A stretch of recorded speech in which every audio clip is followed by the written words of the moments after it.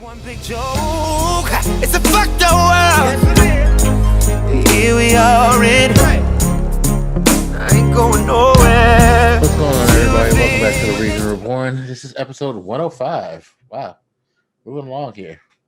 I am with the party extravaganza, the hostess with the mostest, the man of the hour, Cardiac Cinema. How are you, sir? Got to get through a 3-day week. It's pretty dope. Get to look at And you just seem one so different excited. space. What's up? I said you just seem so excited too. I'm tired. Understandable, aren't we all? That's why we're gonna try to go less than 2 hours for like change. That's the goal. It ain't gonna happen, but that's always the goal. As I, oh my god, drop stuff as I try to adjust myself in my seat. When you're old, you have to sit as comfortably as possible. It's sad that you made the goal something that should be so attainable, yet you still don't believe we can do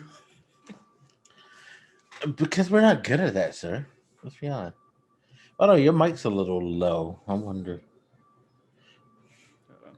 Probably because of that damn update. How's this? Yeah, that's better. I've noticed like whenever I get an update and it fucks with my mic, it always turns the volume down, which bugs the hell out of me. Yeah, super fun. But yeah, Windows updates are the best thing ever. Yeah, Microsoft sure knows what they're doing. Anyway, so not a lot as far as big headlines in the media politically, besides the impeachment of Donald Trump. We did get a little headway on the relief package, as certain aspects of it were still kept in it, and it has moved on to the Senate vote phase. $15 an hour as the federal minimum wage is still active. $1,400 relief checks, and other things to help small businesses and people all around. We also crowned a Super Bowl champion, unfortunately, the Tampa Bay Buccaneers. Congratulations to them, but fuck Tom Brady. And we had a nice little COVID super spreader in their parade celebration. Well, shit, we had a spreader as soon as the game started when they had 25,000 people in the stands to watch the game, clustered up. And then after the game, when the people of Tampa Bay decided to flood the streets and act a fool, and then the parade was the third super spreader. So they are making sure that we do not go back to normal anytime soon. God bless you, Florida.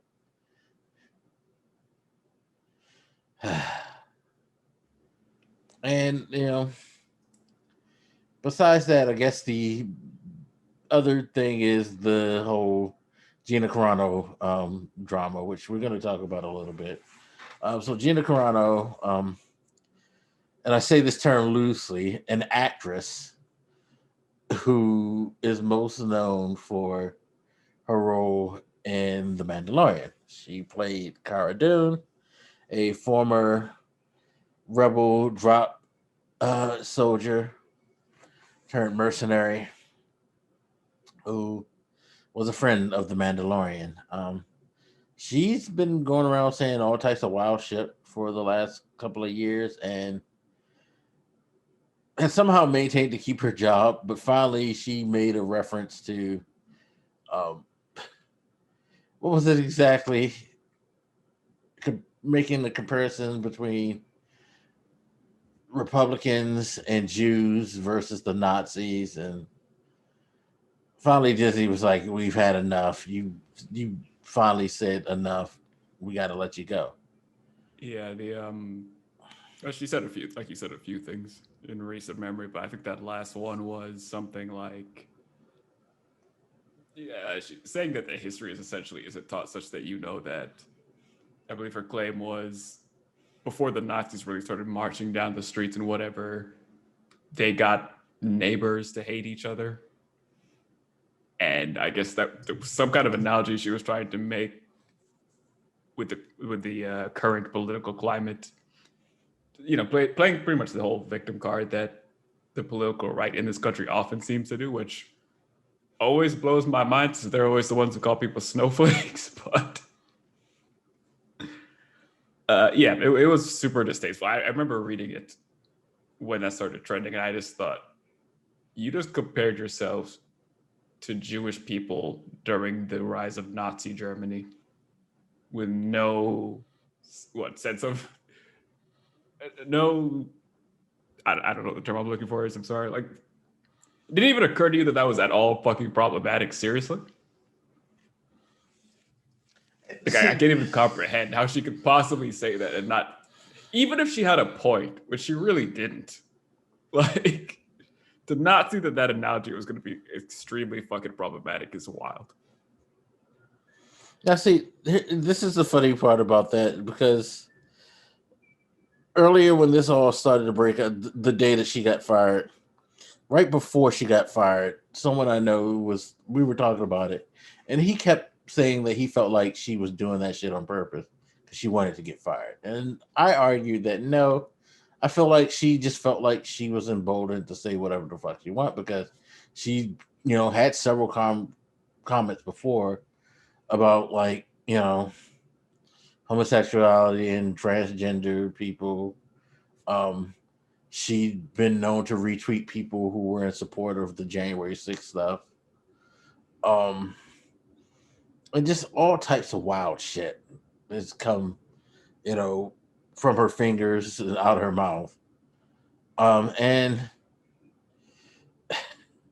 so I just felt like she was invincible in a way, because I haven't been able to get rid of me now, and I don't give a fuck.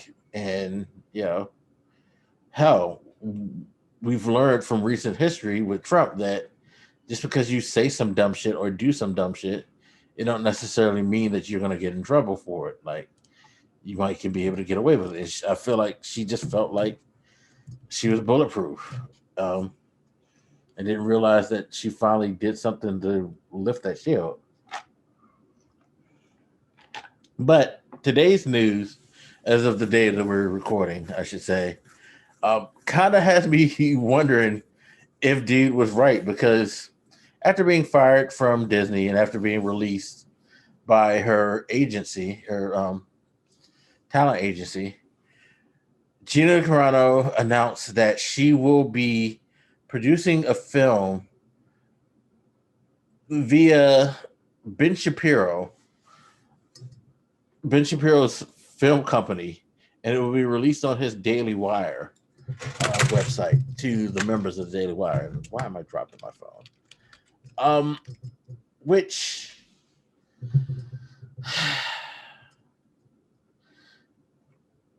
yay for her, I guess. Like, you get to, like, go someplace where you can feel warm and fuzzy in your fucking, like, racism and bigotry and all that shit. Like, you can be a toxic human being in an open manner now.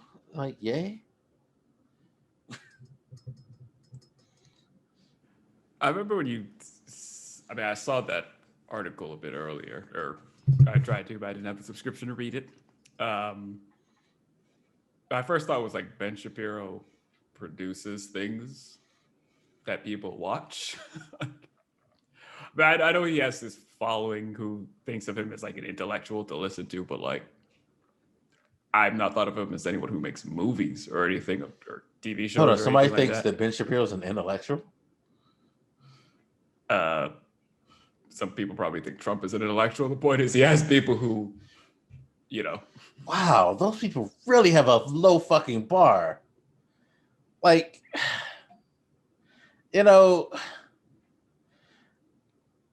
I got like, a couple of 5-year-olds in my family. If you're impressed by them, they would really impress you if Trump and Ben Shapiro impresses you intellectually. That probably wasn't the best comparison. Maybe like Candace Owens or something was a better. Again, now I'll bump it up and be nice and say an 8-year-old. Because I don't find her. I find her intellectually challenged too. It's because you got a college degree don't mean that you're smart, people. Remember that.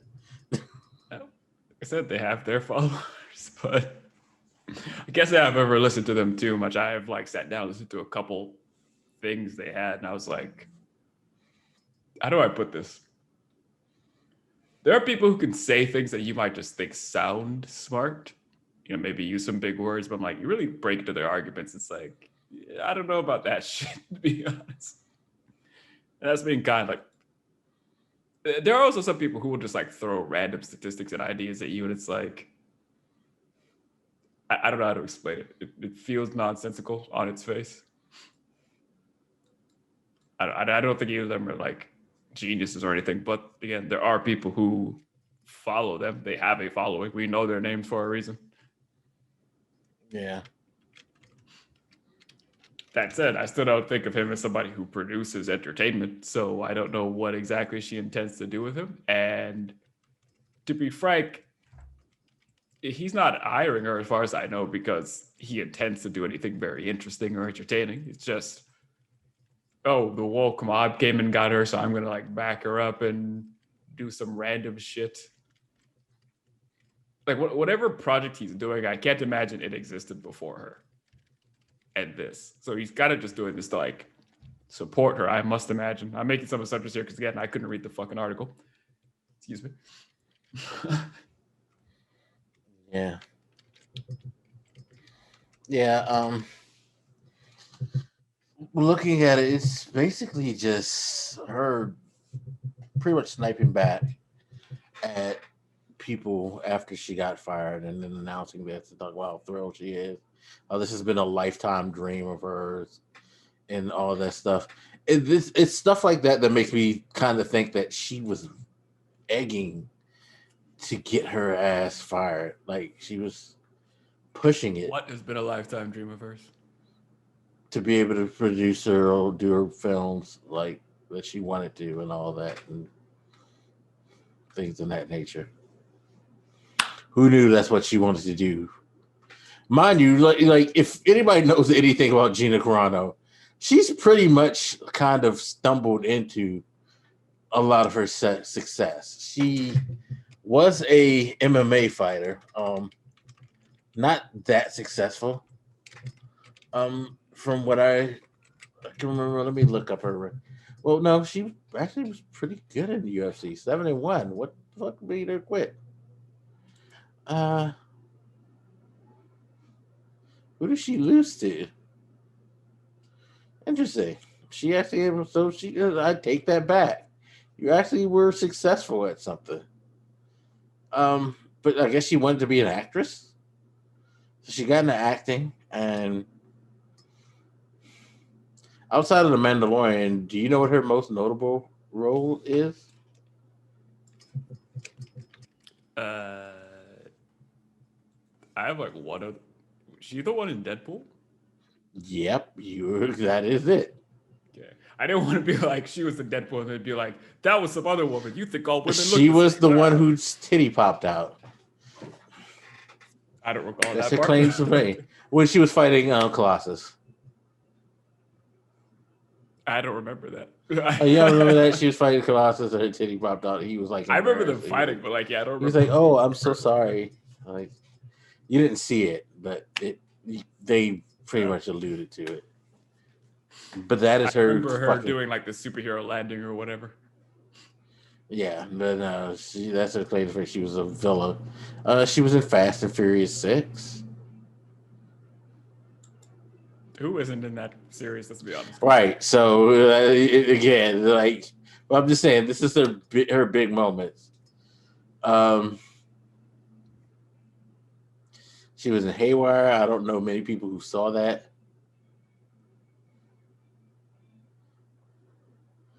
Uh, yeah, that's still her movie career. So Mandalorian is pretty much her shit. Uh, so yeah, okay, good on you. But so yeah, now she's living her lifelong dream? Question mark? Nah, but good on you. Uh, You get to be as racist and homophobic and all of that that you want to without nobody saying something to you. Good on you. that whole idea that she was, canceled like that. It's like, I mean, they've been giving you multiple opportunities. They didn't just come out of nowhere. That's the thing that's why I've like always countered that whole she did it on purpose thing because it's like she's been given so many fucking opportunities. Like no one It's not like has anybody like demand. I don't know if the company or anybody ever demanded an apology from her. She just, yeah, they're just Marvel's like, never really, as far as I know, I mean, Disney as a whole, have they even come out and said much? I don't recall them saying a whole lot. the only other instance I remember where people got kind of annoyed was I think on her Twitter description or whatever, she put the claim was that she was mocking people who put their preferred pronouns, and she put like, I don't know, bleep boop blop or something like that instead of they, or she, her, they, or whatever the fuck. That's the only other thing I remember off the top of my head. So like, it could be that they just didn't feel, and she took it down eventually, but like, it could be they just didn't feel like any of it was that big a deal. Uh, which I could see an argument until this one, which was kind of like,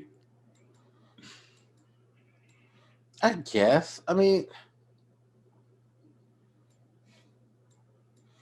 it. It's just, in my opinion, it's just so fucking dumb. Like,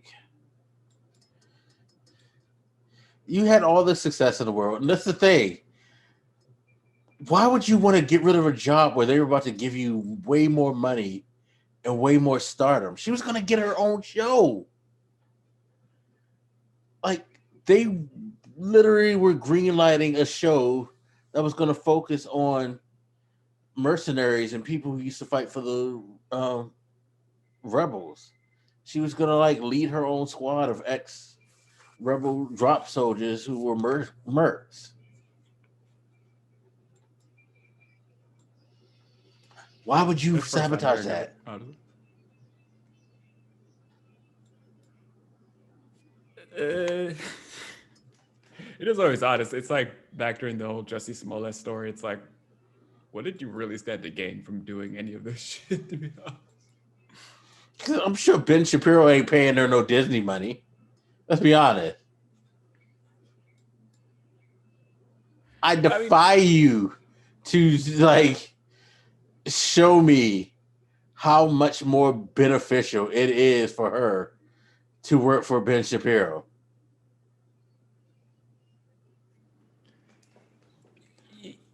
even if you want to go and say like, you guys are thinking too much about just the money.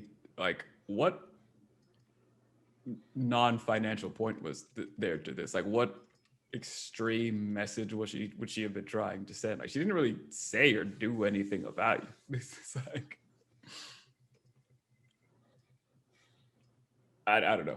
I don't know what to make of it. Uh, I'll be the first to admit I don't know her or her career or her interests that well. I've just kind of picked up this stuff in the wake of all this situation happening. I'm just like, it all looks just pretty dumb. Yeah. And I mean, maybe it is a strategic move because she wasn't going to really do much acting. Like, that's the thing. She's not a good actress. Like,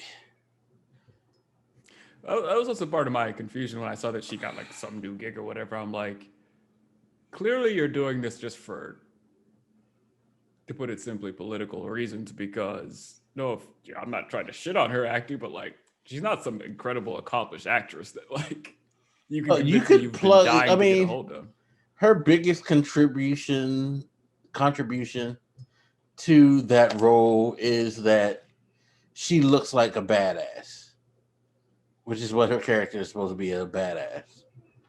But I mean, you can get a lot of different people to play the role of a female badass. If that's all you, I mean, shit. Rhea Ripley, I would believe her more than I would believe like Gina Carano. I mean, I didn't have a problem with her in the role, but like it's not. Yeah, yeah, it's The not role like certainly something wasn't meant to be significant. anything like compelling or like Not at all. you were never gonna cry over anything she did. It was, Which is why it was weird, and when you think about it, that they were going to give her a show. I mean, I guess in a way, I should stop saying that because I don't think they were trying to give her a show. I think that they just found like people liked the idea of what she was, and they were like, okay, we can make something out of this. Like, I would have been down with that because me personally, I'm all about anything Star Wars that's about anything outside of the Skywalker saga. I would have been fine with it. She did fine in that role. But I guess this is the start of her new journey doing whatever the fuck she's doing with Ben Shapiro. Yeah, have fun being able to, like, a new chapter. Being able to spew hate and all that. Good for you. Okay. Speaking of people who spew hate, Donald Trump's impeachment trial has been going on this week, and I gotta say, maybe it's just me, not as exciting as I thought it could be. I feel like they didn't give us the courtroom drama that we really, really want. Do you? I don't know that I really, really wanted courtroom drama. Be honest, I was just. It was a mixture of hoping they, nail his ass to the wall in like 5 minutes and be done with it, and sort of accepting that the Republicans are going to be Republicans no matter what. So I can't say I had too much invested in it. And on that note, it's been a little funnier than I thought. Like, I don't know if it was the first or second day that that maniac old dude who went on like that 50-minute rant of what the fuck, I don't know what he was trying to get at. But It would be the first day because it followed. Well, the second day technically, because first day they basically went through the motions of is this constitutional or not, voting that it's constitutional, and setting parameters. Second day is when they started testimonies and things like that, and it was when Representative Raskin from the state of Maryland gave that really like tear-jerking, heartfelt speech about bringing his family to the Capitol that day and their experiences and how they felt about it. His daughter saying she never wants to go to the Capitol anymore, and him just breaking into tears over the whole situation, which was countered by the Republican. I'm sorry, I shouldn't just say Republican, but in a way you kind of can say Republican because more on that later. But Trump's defense team, one of the lawyers decided like to come out with this weird like soliloquy about Longfellow, like reciting a Longfellow poem and all types of shit, and just basically wasting everybody's time. To which he felt was a sound enough strategy because he came out in an interview and was like, well, yeah, I know it may seem like I'm bad, but I just wanted to make things easier so that when my partner came in, he could have, a better shot at trying to convince people. Because he even acknowledged himself. Once he heard Raskin speak, he was like, yeah, it ain't going to be easy to sway anybody after that shit. Shot.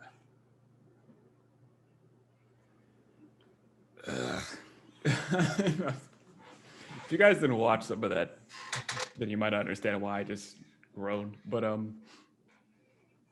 first, just to mention what Raskin said, 'cause I think those remarks came in after that, like, I don't know, 15-minute video or whatever they showed. I didn't get to watch it because I was like doing dishes or something. I was just kind of listening, not getting the full effect. Apparently, there was like never before seen footage that was part of it. I think this is where we saw that Romney was apparently close to getting his shit pushed in.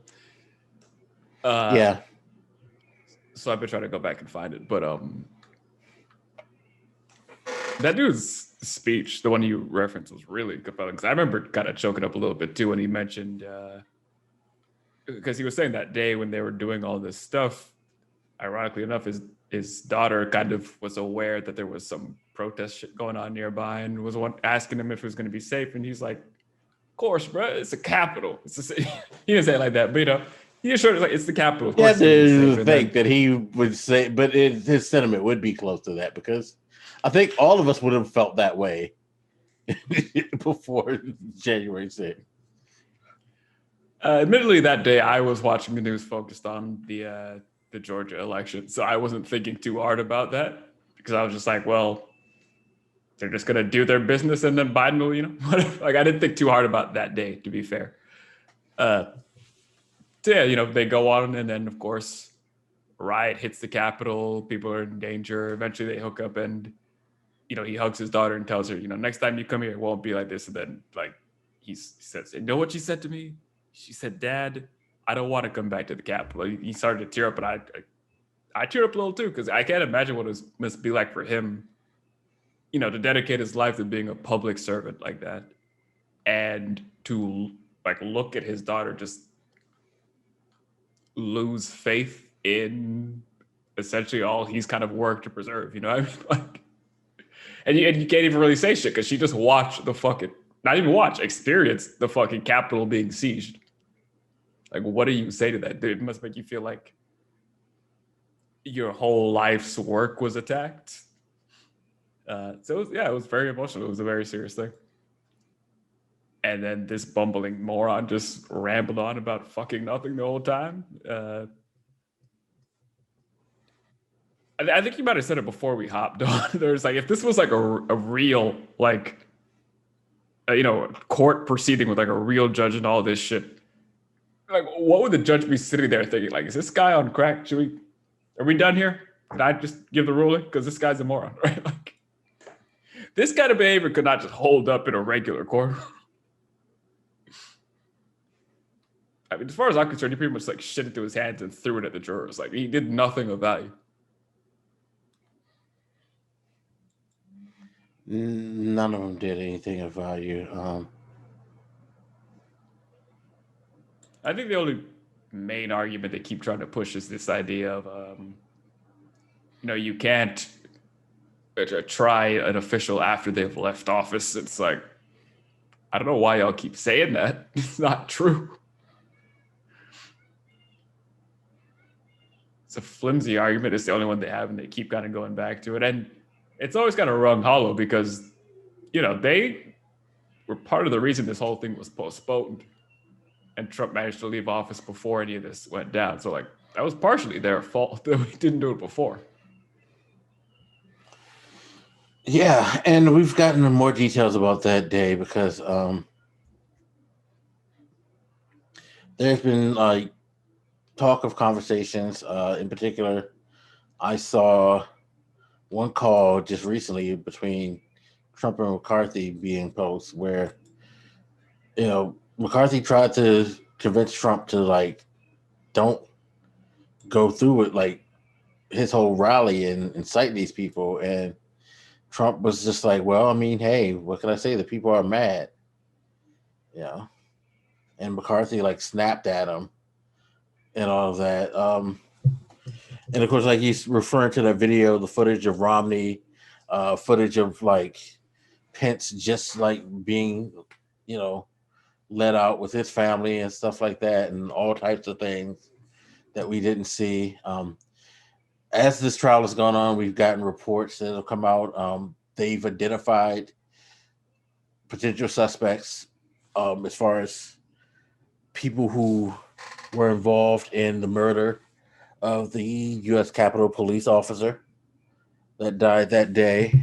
Um, you had some weird stuff like one of the leaders of one of the radical groups who was there claiming that she felt that Trump basically was telling them this is exactly what he wanted them to do and all of that. It's just like a lot of really damning material coming out, or at least that's what you think would be damning in a normal sense. Because this is the problem.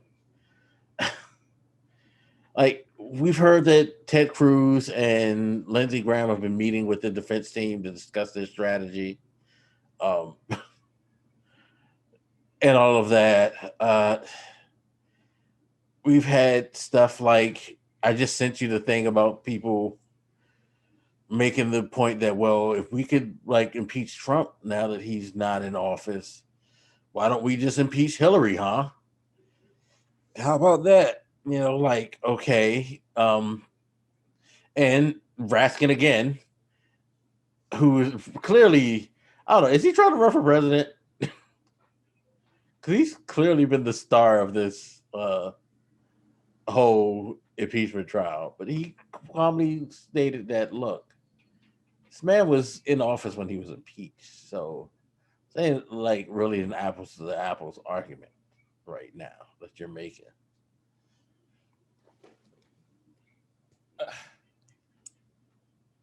I don't know what to even do with that. Like, and first of all, I'm pretty sure they're talking about Hillary, so it's like she wasn't impeached at all, was she? No, they So, just like, had a hearing and they asked her a shit ton of questions for hours and hours for no reason at all. Well, something that she really, when you think about it, the Benghazi thing, like, I don't know if you could even say that she would have been able to stop that. Even if she would have known the date, the time, the place, and everything that when it was going to happen. Like,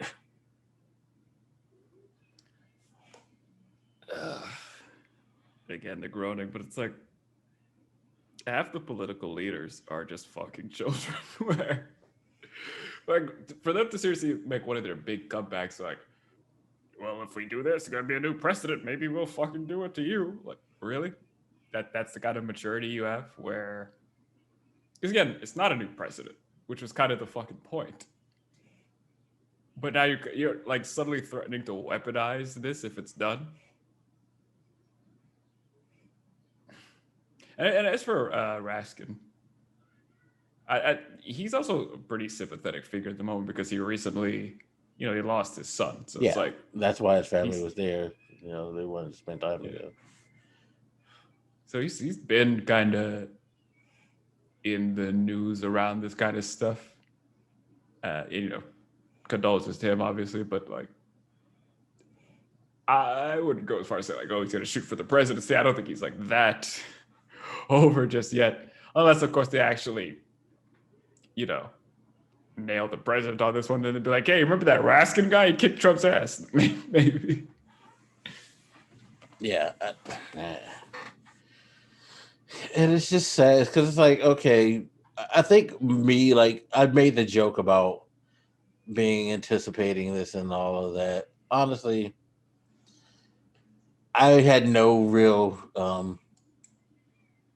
enthusiasm for this because, and I think I kind of deflated you when I said it, but since he's been impeached, my whole thought has been like, well, that's cool. They did. I mean, I pushed for this to happen because this is what you need to do. You need to proceed, follow the law.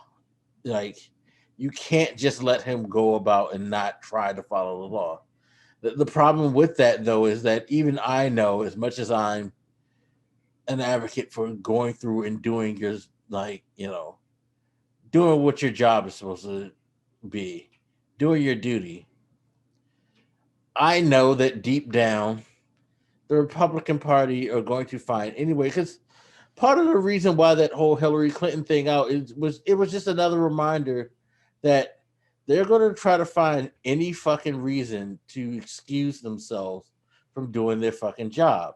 Like, yeah, it was a tit for tat thing, but it also was a clear, like, you know, acknowledgement that, hey, if we don't vote for impeachment, one of our arguments is going to be, well, he's not president no more. So why should we do that?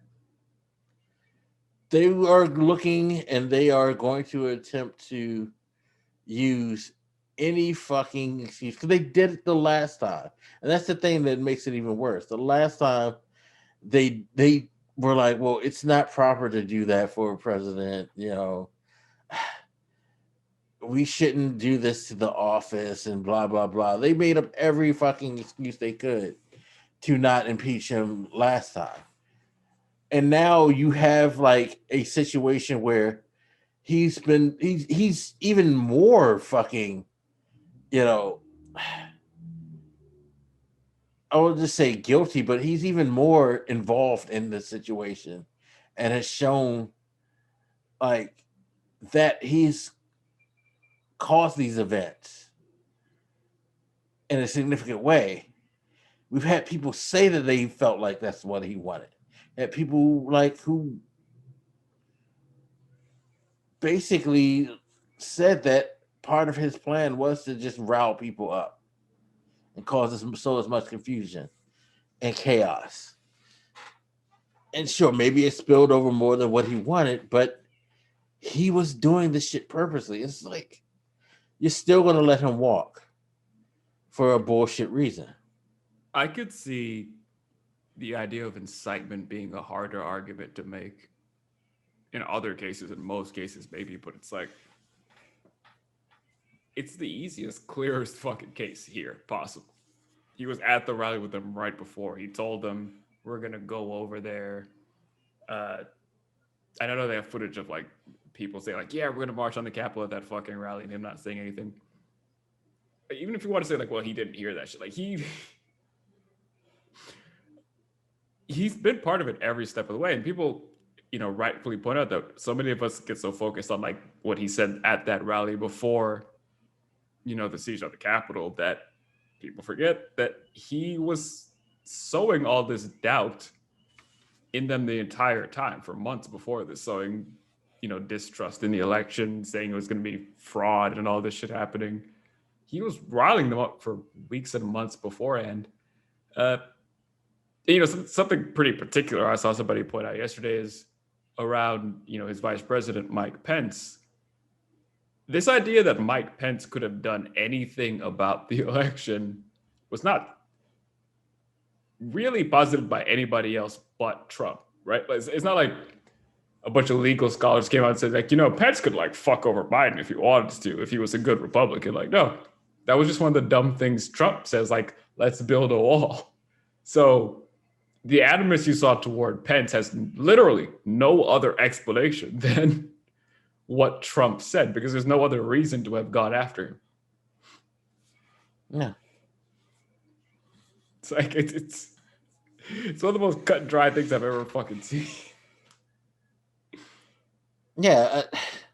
You could base the entire case just on the issue around Pence, and you'd still be you have a pretty solid argument, in my opinion. Yeah, it's clear abuse of power. And, you know, but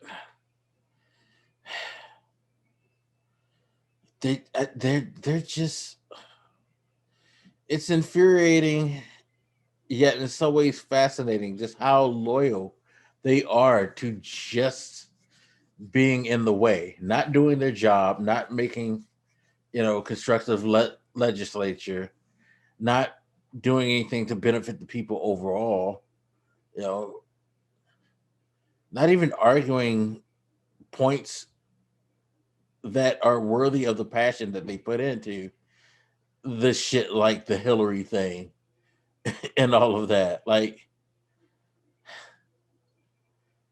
what is the purpose or the use of the Republican Party at this point? Other than just to be in the fucking way. I've heard someone go through the, you know, the political calculation of this, which was essentially that they know that a lot of the base is still pretty loyal to Trump. I think they even did some survey recently about, I can't remember what the question was, but if you would vote for one of these guys, if they voted to beat Trump and all this shit. And it was like, it was a pretty clear warning that, you tread lightly because they wouldn't vote for you. Can't remember the exact number, but it was high. I think like in the 60%. But like, so they're aware that there is a political cost. They might lose a primary back home if they vote to, kick Trump in the balls. And, they're pointing out that, so one, they know that, and two, they know it requires like a significant number of them to, like, what's the number they need of Republicans? Let me see. They need a 2/3 vote, so they're going to need roughly around 15. All right, 15. Like 15, so somewhere between 15 and 17 votes. So, like, if you're one of these individual Republicans, you might be thinking to yourself, all right, if I do this, I'm going to get shit on in my primaries, one. And two, it's not likely that, like, let's say the number 17, I think it is. What's the likelihood that 16 other members of my party are going to make the exact same gamble? Not high. So why should I vote for him if it's not going to actually do anything anyway? I think was the analysis of the political strategy there. And I agreed with it. It's like, yeah, it's kind of correct that from your individual standpoint, it would seem like kind of a stupid risk because the only way it's going to work is if at least 16 other people make the exact same risk. And it is quite a significant risk. But I think I talked about this last podcast. This is the problem, that you've become too fucking vulnerable to the obsession with Trump, where you can't even make decisions like this. Like, if you're that afraid that you're gonna get like primaried and fucking lose your election because you vote on this guy who's not even president anymore, that should be a sign that you have a glaring weakness.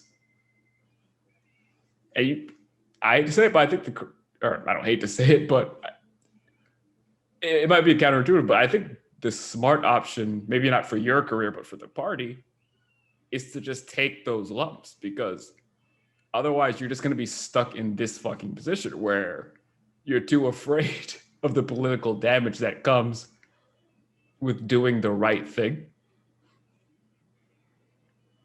Because I don't understand why, especially for a party that's so obsessed with power, why you're willing to be in that level of a vulnerable position. Yeah, and especially people who I feel like they think they're smarter than they are, and that they're able to manipulate people as much. Well, people they're able to manipulate are the people who generally aren't that interested in politics or have a less than cursory knowledge of politics. They're simple people. You give them simple things to think on, and they react to those things.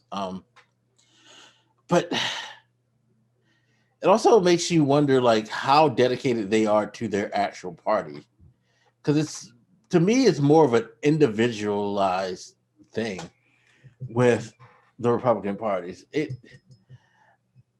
I know, like, they like to give you the sense of unity, but I really feel like they are quicker to be like, fuck this, I will jump shit at the first time I see a more lucrative opportunity. And I think they're unified because it happens to be advantageous to the individual.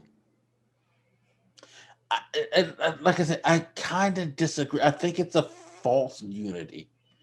I think the when they're unified is only in situations that they can be convinced will benefit them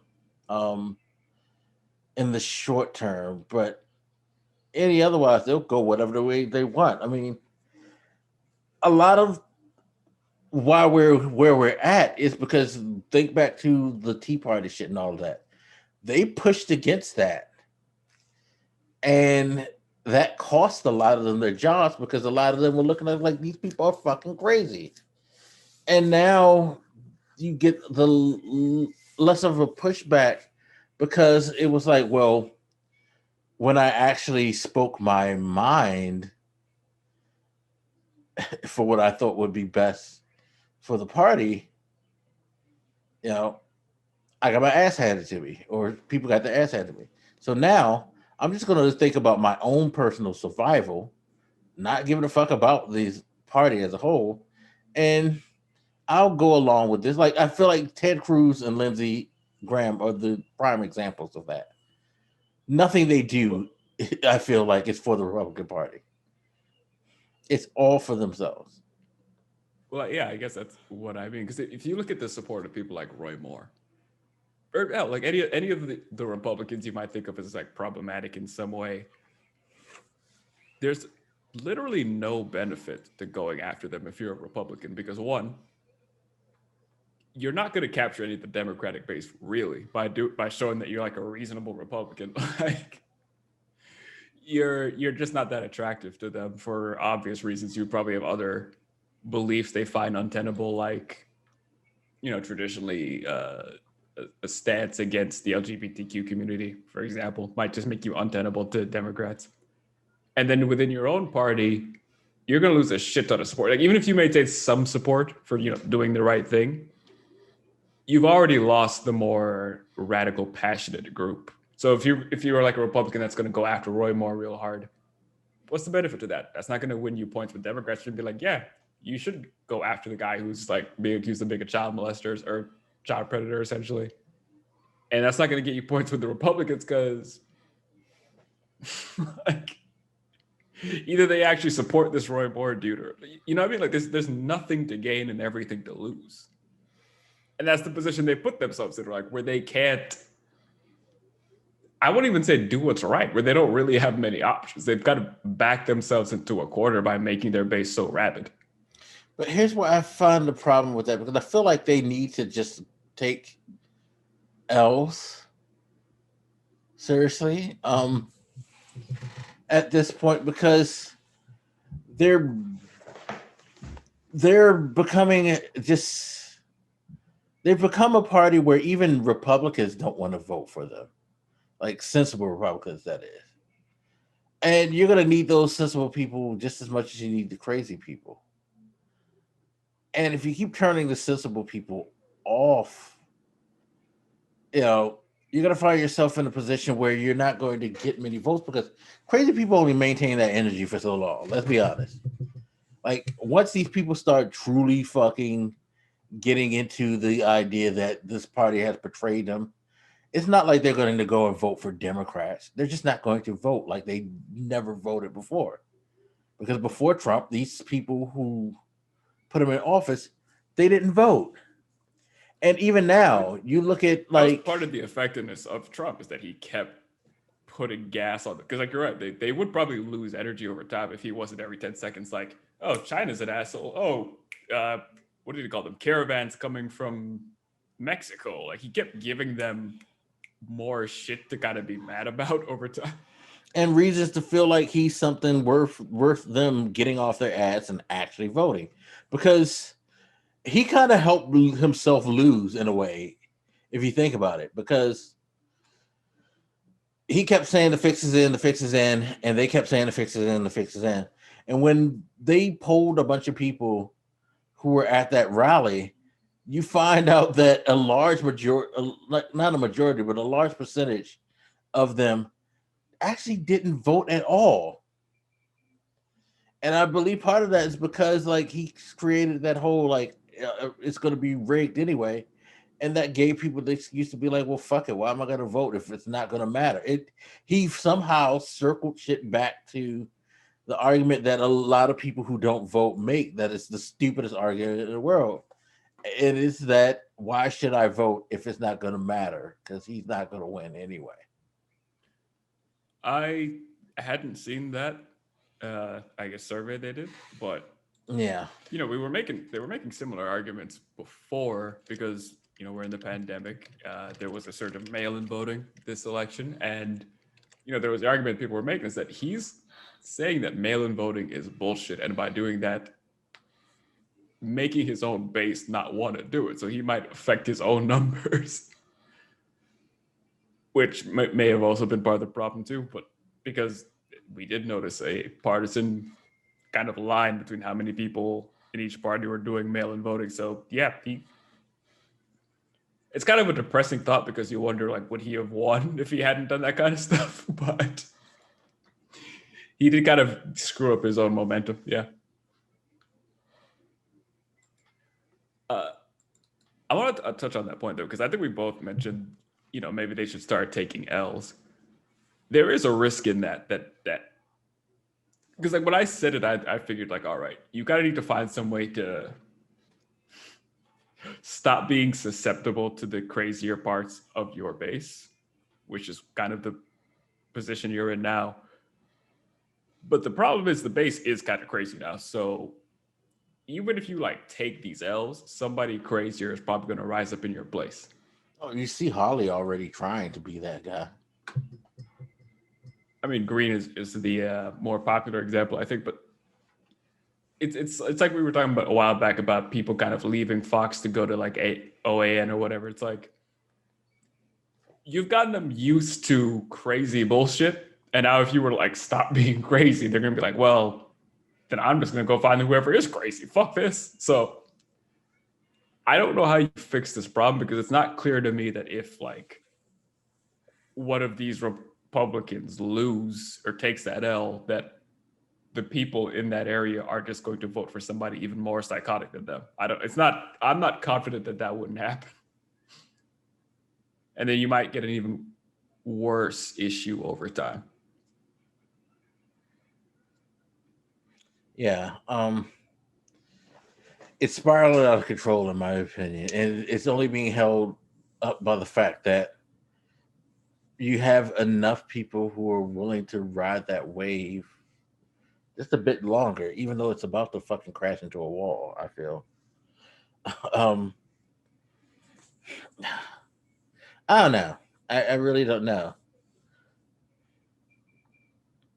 But I honestly don't see anything coming out of this impeachment. I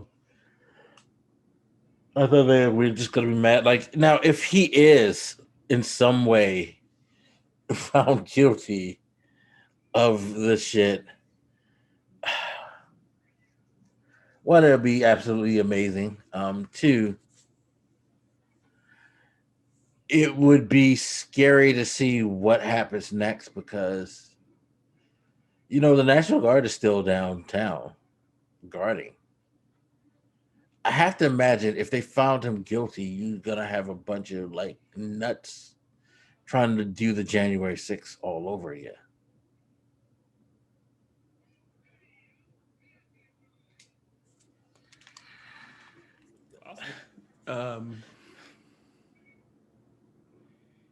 I don't know. Like it's kind of depressing that I'm like, I don't know that it's even really worth thinking through that scenario because I'm so doubtful they'll actually do it.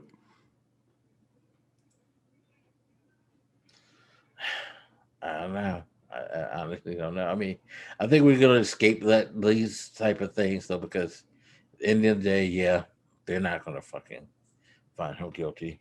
I do really believe though that if it were anonymous vote, they would have no problem.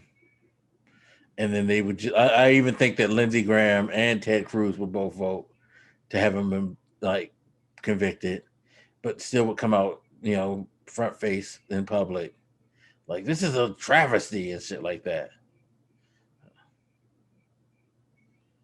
If only there was some way to do that experiment. Unless it would be pretty hilarious if like all of them except like Green or something voted for him, but voted for it, and then be like, all right, obviously people like Cruz and Lindsey and all of them must have voted to, say fuck you to Trump because the numbers don't add up, so you can't lie to us. That would be funny. Yeah.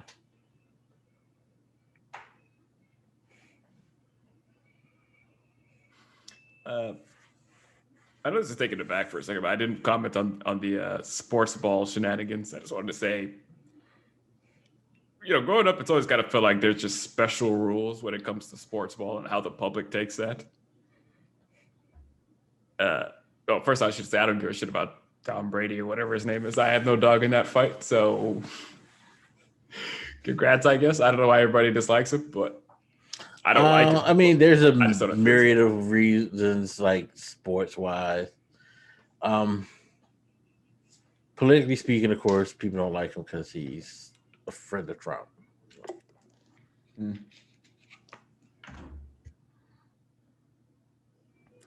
Well, being dumb doesn't make you a bad football player, I guess. I mean, sometimes that's all you need to do is be dumb. It means that you'll listen to like orders. But I mean, yeah, because you mentioned the number of people in the stadium. I assume they were. I hope they were somewhat spaced out.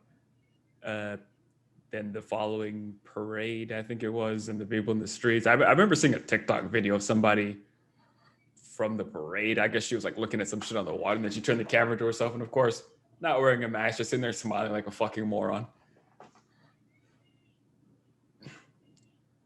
Okay, so I don't know if that's all sports related, because some people have been assholes about the mask since the beginning, but But he's an asshole. He comes on. He tries to come out as a nice guy. I really feel like he's an asshole for real. Bro. Who? Oh, Brady. Brady. Yeah. Yeah. I don't know. I just always get this sense growing up that like the rules are not always quite the same when it comes to stuff like football. Like people just because it's so beloved in this country, it's just like, yeah, it's football. So fuck off. Whatever. Even at the beginning of the pandemic, where people were like, you're gonna put football back on TV, right? Like, fuck the rules. We need sports. We need to watch sports. So, and I never followed those stories too much because I saw there was like some resistance. I think was it college basketball? Like, as far as I think they didn't want to play because of the risks. Yeah, a couple of coaches were questioning why are we doing this? Because there have been players. I mean, the most notable is the player for the University of Florida who contracted COVID, and he now has like a severe heart disease because of it. Yeah. But, just it felt like significant parts of the public were acting as though, like, yeah, you should definitely still do sports. Like, I don't know, just weird little exceptions for that kind of thing. And just like the stuff that people like, they'll find ways to just kind of, I don't know how to put it, make excuses for why you can do, like going to restaurants, for example. Like, in some cases you can't like go to closed spaces and blah, blah, blah. But for restaurants, yeah, it's totally fine. You can go and do that. Like the rules around these kind of things have always been not applied equally. And I think sports is one of the arenas you see that sort of shit. Although apparently the NFL did a lot of very valuable testing. Yeah, they did. And then, by the way, speaking of assholes like Tom Brady shows up to the Super Bowl with no mask on. So, yes. So yeah, was it mandated that you had to wear a mask? That's the thing. For all the credit that the NFL gets, they didn't really have that great of mandates. I really feel like we give the NFL too much credit because they kind of made their rules up as it went along and as shit fucked up. Because there was an incident like near the beginning of the season, a team had to have a game canceled because of outbreaks from the opposing team. Like the players on the opposing team did some dumb shit and they were practicing independent by themselves in a public field and didn't tell the team. And they came back with fucking COVID, or like because it broke their rules, they shut down the game. So what happened was the team that wasn't the offender ended up having to lose their bye week. Every team gets a week off during the regular season. Well, they weren't able to get their week off because they rescheduled that game for their week off. So they were like the only team that didn't have a week off all season. And then they had a couple of other opponents who had stuff happen. And instead of like pushing it back or anything like a week or so, they would just make them play on a Tuesday or on a Wednesday. and then have to come back and play that Sunday following, so they can get everything completed. So, but as other teams had stuff happen, they basically were the guinea pigs to this whole system. So it went a lot smoother for other teams, but they fucking got pretty much hosed because the NFL basically took their situations and came up with the rules as they went. So that sounds like a logistical nightmare. But yeah, even because you got to remember this: NFL did not have any travel restrictions at all this entire season. Every team traveled to the opposing team's city to play their game. And an NFL team, by the way, roster-wise, it's 58 people. 58 players, say about 20, 25 coaches. That's not include, then you got the medical staffs and other player personnel. So you're roughly moving like 100, 125 people from city to city, 17 straight weeks. But even that, and I remember hearing different stories about different outbreaks in different sports. It's like sports definitely is not on the list of necessities in human life. It's like one thing, and I hate to say it like this because I don't want to, be disrespectful anyway to them, but the people who work at like grocery stores or something like that's essential because people need food to live. And there's certain things we couldn't easily just shut down, but it paints a bad message to me, an inconsistent message when you're saying like, all right, all this shit needs to close down, but football can keep going. So can basketball, all these sports can keep going because people want to see the sports. Like probably the most non-essential shit fucking I can think of. And they still kept going. So it's like, yeah, we make these little exceptions, we make these exceptions and we all just treat it like it's okay because like, well, we want our football. So I mean, maybe it's easier for me because I'm not a fan of football, but I mean, I had shut down, shows I would watch like anime, for example, because I'm a fucking nerd that like just completely went off and I didn't lose my shit. I was like, hey, if it's not safe for them to do it, they can stay home. There's other things to do. Yeah, and it's just like as time went on and as things have gone and as they've like you've seen, oh my god, that looks disgusting. Sorry, the commercial came on my TV for Pizza Hut's new pizza, the Detroit pizza. And now I realize why it's called a Detroit pizza. They pour like chunks of tomato over top of the pizza.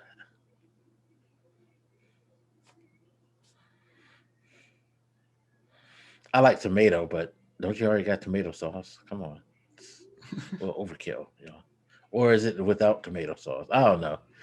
It's weird. Anyway, sorry for the for the distraction, but yeah, no. I mean, there's struggles going on right now. NBA's had like a slew of like players with outbreaks. There was this one incident just past week where a player didn't know he was going to play because he was rumored to have made contact with certain people. But right as the game was going to start, they told him he could play. He went and started to play. And then they realized, no, we shouldn't have him out on the court with everybody else. So he has to be pulled out the game and quarantined. It's like, well, if you didn't think he was safe, why did you let him get out here and have contact with like his teammates and other teammates and then pull him from the game? Like, what? Hockey has been having a lot of cancellations. Baseball is in I don't know, maybe it's resolved. I might have missed it because since Tom Brady won, I've been kind of avoiding sports media because they're just going to suck him off now that he's won another championship. God, I can go on a rant for days, which I did on my YouTube channel, but I'm not going to do that here. But yeah, baseball, they were having an argument of like when to start the season because they're kind of shortening their season. Instead of playing 162 games, they wanted to play like 152 games, but they were debating, should we start spring training now? Because pretty much now is when they're supposed to start spring training. The season starts the beginning of April, but they're wondering if they should delay the start of the season or not. And the players and the owners are going back and forth because either way, players are gonna get paid their full salary. But I don't know, they want to play on time. It's a lot of chaos and there's a lot of madness, and we all know that the reason that this is going on is because of money. Sports generates a lot of money, um, especially for state revenue. There's a reason why Florida is the state that like had the loosest restrictions. There's so many sports events that goes on in Florida, including this year's Super Bowl, which is why they had 25,000 people there. You know, it generates so much money, and you know, people are just not willing to set that aside for the benefit of fixing things because they need that short term money. Short term is always the goal. No one thinks long term. And maybe this sounds a bit flippant, but part of my objection to it is like they must, if they're a smart business, have a shit ton of money ready to go for emergency. So it's like it's not like one of these small businesses that was just gonna go out and be fucking destroyed, I assume. But that's the thing, they don't They don't what? have that money for these emergencies because they're not that fiscally responsible. Well, because I don't know much about their finances, but they ought to be. And full disclosure, I watched wrestling too, which, to your point, was being shot in Florida between WWE and AEW, and I know WWE at least had like several serious infection outbreaks in their facilities, though they were criticized early on for not really testing all that well, so that's probably part of the problem. I don't. I look at. I'm sure people are getting impatient with the vaccine rollout and having high hopes for this administration and how they handle it, and that's all well and good, but there's a certain lack of responsibility among like a lot of the public. Because I'm shitting like on these big companies, but individuals out there who just like would go into restaurants over the last year, not wearing masks, going to stores, not wearing masks, just and be getting angry about it. And like, yeah, I shit on the Trump administration for how badly they handle it, but a lot of the people just in this country are just as big as part of the problem as they were. Yeah, no. Driving around tonight, I got held up in traffic because these people were like sitting in the middle of the street talking. It's just like 10 or 15 people just hanging out together, no mask or anything, getting drunk and stuff like that. I'm just like, yo, having a party, huh? Okay. Yeah, good luck with that. And a part of me, I can't blame people, especially since it's been just about a year now. Like, yes, people are very social. People like to have physical connection between each other, like to hang out and stuff like that. But it just in such large groups. well, and that's the thing that like I was gonna get to. It's like part of the problem is that you weren't really paying attention to the rules when this all started to begin with. So we're where we're at, not because of just a failing of the government. Yeah, the government has done a lot, you know. And I say the government because I don't want to just like put it on just the Trump administration. I mean, you had local people doing piss poor jobs. Like again, I don't think Ron DeSantis is getting any awards for his handling of the goddamn COVID situation in Florida. But it's just a failure of government on the level, as well as just us, we are fucked up. Like, we can't, as Americans, get over the fucking PM of New Zealand just posted a video. I don't know if it was this morning or yesterday. Did you see that? She's hanging out at a fucking barbecue in New Zealand. And you might be like, wow, why is she at a like huge barbecue? Well, it's because New Zealand has no COVID cases. They've pretty much wiped that shit out. And they haven't had a positive case since almost a year. It seems. Like, it's been a very long, it's not a year, but it's been a very long time. I want to say it's at least 6 to 8 months or something since the last report over there. Like, because they locked down shit as quickly as possible, isolated, did everything they could, and now they're functioning semi normally. You know, yet here we're still getting like crazy stories. Like, did you hear about New York? You muted. Sorry. That case with Cuomo's people, it was something with like the elderly homes or something. Yeah, they lied and said that they had isolated like elderly people with cases when they actually put them all together in nursing homes.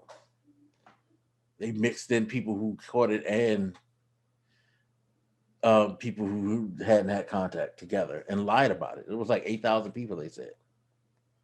I remember seeing someone, I guess he was explaining that they were essentially keeping the people in those homes. Yeah, So even though they're supposed to isolate them. Guy whose mother was in there and he wanted to like, bring her home or whatever early on, and they wouldn't let her. While at the same time, they were putting people who were infected in the nursing homes with them. So I don't know if his mother died, if that why he was on the news, but like, it certainly wasn't perfectly handled in New York either, as much as they tended especially to brag. since part of their defense was we kind of panicked. Sorry? You didn't see that? The representative came out and apologized. It was like part of the reason we didn't share that information because we kind of panicked once we realized like what was going on and just didn't. No, I don't think so. The last time I remember reading about it, somebody had I don't know, that fucking lady up in New York was like going after them, and they didn't really say much about it. So this is news to me. Yeah, that's why, because they basically part of the excuse where we kind of panicked, and that's why we kept it quiet.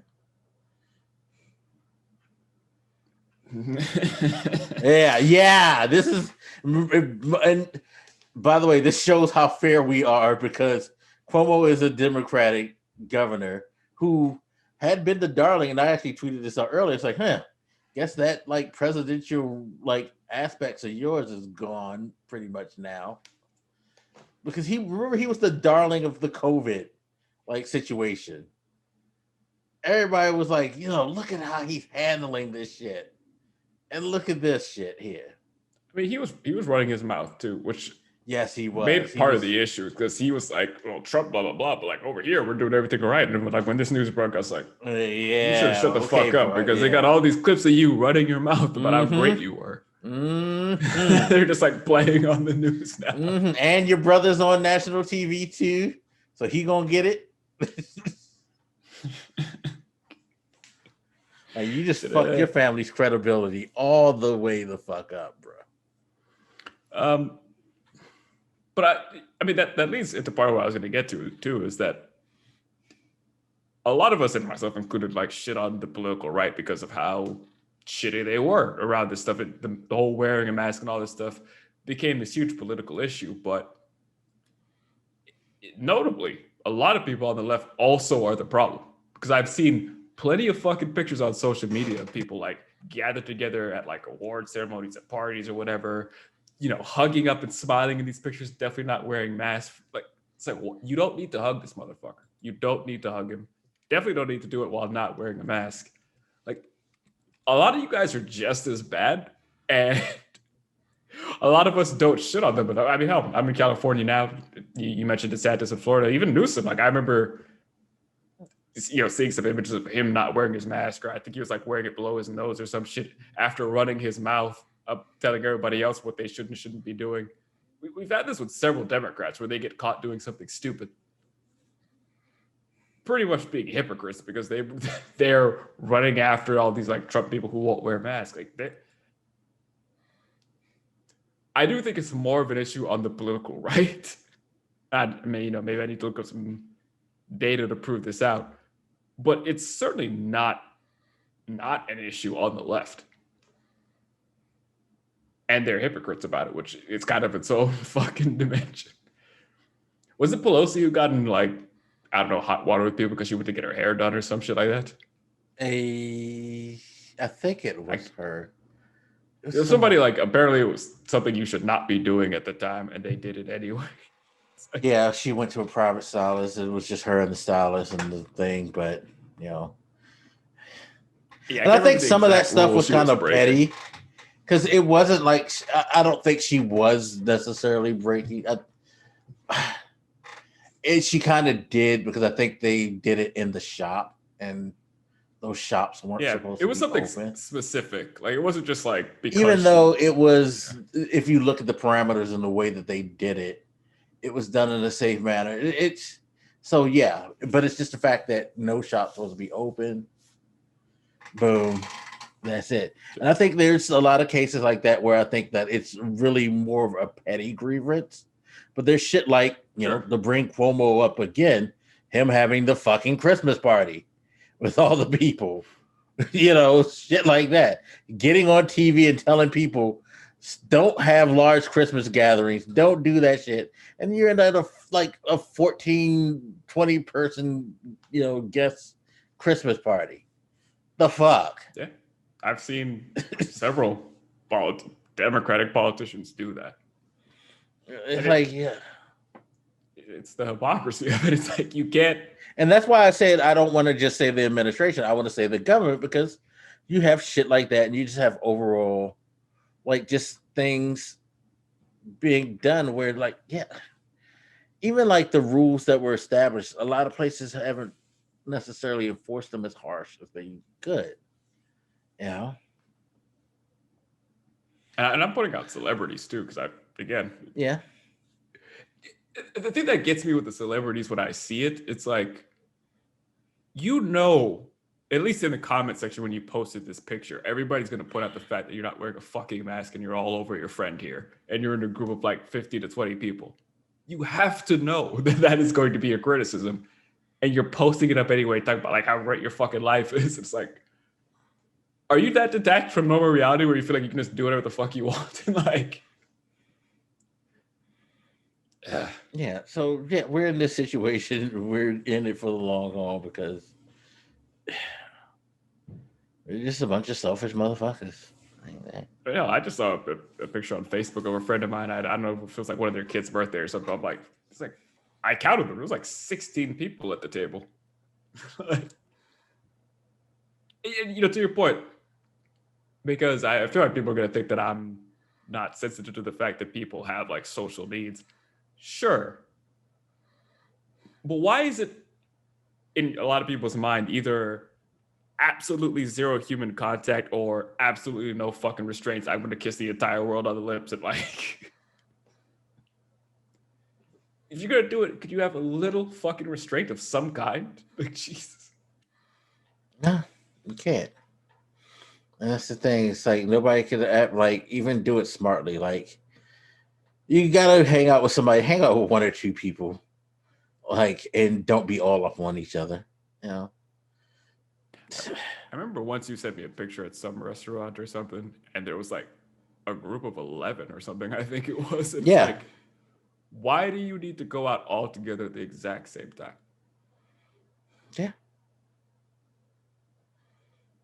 That's the way it is.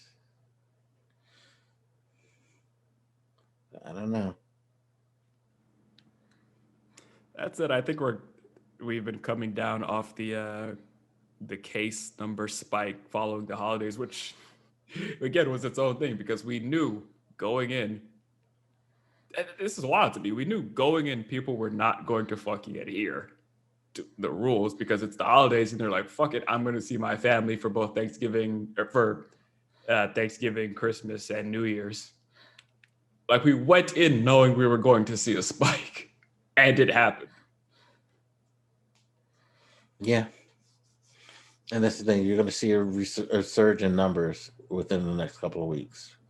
Because, again, stuff like the Super Bowl, things like that. Like, because people threw Super Bowl parties, even though they were asked not to. Around the time that the Super Bowl started, I know here, about a week or two before the Super Bowl, they reopened in dining and limited bar seating and stuff like that. So you had people in bars and in restaurants watching this together, and they probably weren't really adhering to the rules because the Super Bowl. Yeah. So One thing I yeah. want to read it more into is this case about reopening schools, because I've been hearing talk that apparently schools don't really have high transmissions or something, and maybe the CDC has been moving them to like safely reopen, but the teachers seem to be fighting back on this. I haven't read All right. deeply So enough into this issue. real quick before we head out to talk about this, Biden made the comment that he's hoping to have schools open sometime. I think he said April or something safely, because he felt like the numbers were showing that things might be safely for the transition.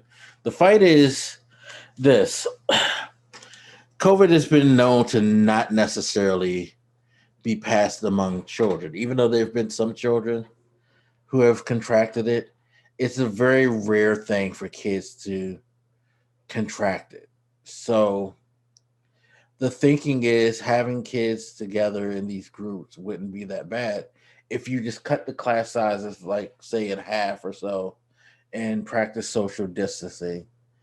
It should be fine. Now, this has worked in other places, but I stress that this has worked in other places too that have done hard lockdowns, come out of those hard lockdowns with their numbers looking like, a shit ton better than ours has ever looked, and then implementing these things. Like, I remember listening to podcasts how somebody, their like wife's niece on his wife's family side is in some place like Singapore or Hong Kong, and they're going to school doing the like no more than 15 kids in the class and being spread apart and all that, and it's worked out fine for them. But here it's not working for teachers, and I can understand, because again, kids may not get it between themselves, but they still can be transmitters, and these teachers can contract it. And kids are dirty. Kids are dirty as fuck. I mean, I hate to say it that way, but we all know this is a truism. Kids can be dirty as fuck. So, that's the worry, because as passionate as I'm sure a lot of teachers are, I don't think you're willing to die for that shit, especially when you have means to educate kids if you properly implement them and put in the proper support to them. Because a lot of people are making an argument that the in-home schooling is not working. Kids aren't getting the education they need. To which I counter, it's because you parents are lazy as fuck and you don't want to do what you need to do to help these kids set things up and to make sure that they, attend their classes like they're supposed to and do what they're supposed to. Like, I've heard a lot of parents are griping because this is such a burden to them. And again, oh wow, you actually got to take care of your fucking kids. Imagine how hard that is, as opposed to being a goddamn teacher who got to like fucking babysit your kids essentially for 8-10 hours a day. Boo fucking who. Um, you actually got to pay attention to your kids even. Wow. You mean to tell me that your kids actually have to exist in your fucking life and matter? Oh, shame. Like shit like that. And Biden made the case, and it's an understandable argument that there's a mental health thing going on where kids being separated like they are and not being able to have the normal interaction with their friends, families, and grow up, you know, in a normal way. And I can get that aspect of it. But I side more with the teachers because, yeah, the health concern, like, you gotta be able to not, I won't say guarantee, but reassure people that enough is being done to ensure this is happening. And I mean, we just started getting plans implemented. They're just, vaccination is still rolling out slow. I know teachers are getting the vaccine, but it's still very, very like slow pace. I don't know. Sure. I mean, I've been curious because I've seen that, and instinctively I was like, okay, well, even if it's not that much transmission, it's a decent number of kids. Like, why are you confident or so confident that the teachers are not at higher risk? So if that's part of the reason I've been saying I wanted to read more into that. But I think part of that goes, to your point about us doing things right. It's like, even if you could say like, all right, ideal situation, you set all this shit up, pretty low risk. How confident are you that they're actually going to set shit up right and adhere to it? Because again, like, people don't give a shit about rules and they just take shortcuts and do whatever the fuck they want. Yeah. I could easily see school boards just being like, yeah, close enough. They said 50, 25. They both end in 5. Well, my governor like came out and was just like, teachers need to be in schools by March, and if they have a problem, then maybe they should seek other employment, basically.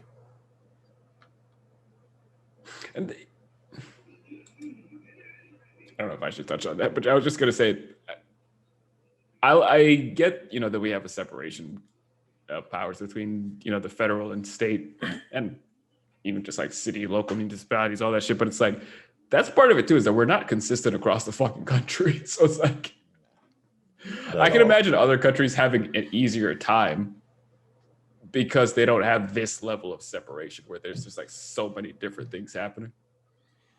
Well, and I argue against that because look at a place like Canada. They're doing fine. I don't know how their system is set up, so I can't comment on that. It's roughly like, I would say it's probably a little bit more organized than ours, of course, but like just the thing is, it's not even about how their government systems are set up, but how they act. There seems to be a like coordinated collaborative effort in the government, even on opposing sides in foreign governments. Like, with the exceptions of maybe England, and even England's probably doing a little bit better than we are. I would say most countries, they see that the main problem is we need to get this shit out of the way to get things back to normal and to protect our people. Let's do this. Sure, I hate your, political stance or whatever, but for the sake of the nation and the sake of the people, we need to do this. And they've taken that attitude and it's worked in a lot of countries.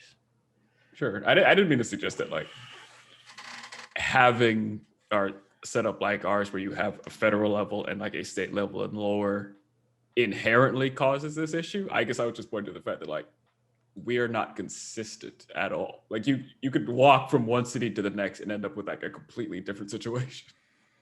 Yeah, and that's the thing. Like they seem to be unified from top to bottom, whereas we just are all over the place. Like I said, Florida has been letting people do whatever the fuck they want for a minute. So it would make sense if the situation was like, yeah, if it was like, well, in Florida, like we did it great, and there's like no cases anyway, so we can do whatever the fuck we want. But that's not the case. It's not being determined by like medical reality. It's more just political stance, I guess. Yeah, like they're just willing to take as much abuse as possible in order to maintain some semblance of normalcy so that they can so businesses can make money. That's generally just the motivation. That was the other point I was going to make on that is our disjointedness is a weakness sometimes. Yeah, it's 100%. But hey, that's America. Gotta love it. Gotta fucking love it. God damn it. I tell you. Anyway, I think that's going to be it for us today. We will see coming next week what the results of the impeachment is. I just know. I 100% know that they're just going to not convict him. So it's like, whatever. But that's what I expect. Which is a damn shame. Damn shame. Really quick, as you can see, I have a picture which I feel like her facial expression. I picked this picture because of her facial expression mostly, because pretty much how I look every day when I read political news. But WandaVision, we're moving towards the end, guys. I think we're gonna have to do a spoiler cast on this shit when it's done, because I have questions and I have observations.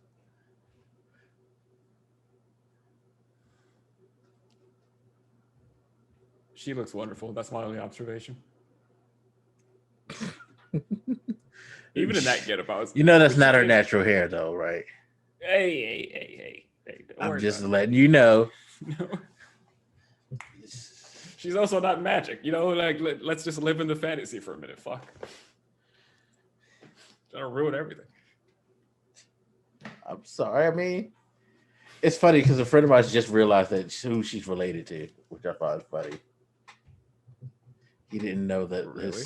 Huh? Yeah, he didn't know that. Looks just like them. And that's what I said. I was like, maybe it's the red hair that's throwing him, because especially if you see her without the wig, she looks like exactly like her sister. Like she's just a younger version of Mary Kate and Ashley. Yeah, it would be one thing if she came out looking radically different and be like, all right, that's fair, but like you could be forgiven for thinking that she actually is one of them. Given that it's probably been a long time since you've seen either of them like on TV or anything. So well, like, yeah, you they haven't necessarily been that relevant. Right. So you can look at her and be like, oh, they must have gotten a little older, and that's one of them. Like, I could see that. Like, did I even notice? That's wild. Yeah, I don't know if I could have been that oblivious to that, but yeah. Sometimes people just don't really pay attention to that type of stuff, But yeah, good show. I did not watch the trailer for the next one. I think it's Falcon and the Winter Soldier. Yeah, I saw this. Of course, I couldn't help but to see the Super Bowl trailer because I was watching the Super Bowl. It is interesting. It's funny because everybody's flipping out over the mask, and I'm like, okay. Zemo's gonna have his mask now. Oh, yeah, because you see him walking. Mad? No, they're excited, like, yes, he has the mask, and I was like, oh, okay. I didn't know it was that important, but you get a capture of him walking while he's like giving dialogue, and he has the mask in his hand. So everybody's. I'll admit, when I saw the picture of him with the mask, and I was like, oh, they're introducing Zemo, and I was like, wait, Baron Zemo's already been in there. He was in the Civil War. It's like, yeah, I just forget because he wasn't wearing the mask. Right, and so now he's going to have the mask. So everybody, apparently, what's her name? I'm not going to say it, but there's a female character that people were geeking over, as well, a villain. No, I guess I should actually watch the trailer. Yeah, you probably should. I wasn't cool in watching the sports ball tournament, so I missed it, guys. Sorry. Well, Marvel posted as soon as it came out. Marvel is famous for that because I've noticed every time they have a Super Bowl commercial, as soon as it airs, they post it on social media. Trying to get that engagement up. Right.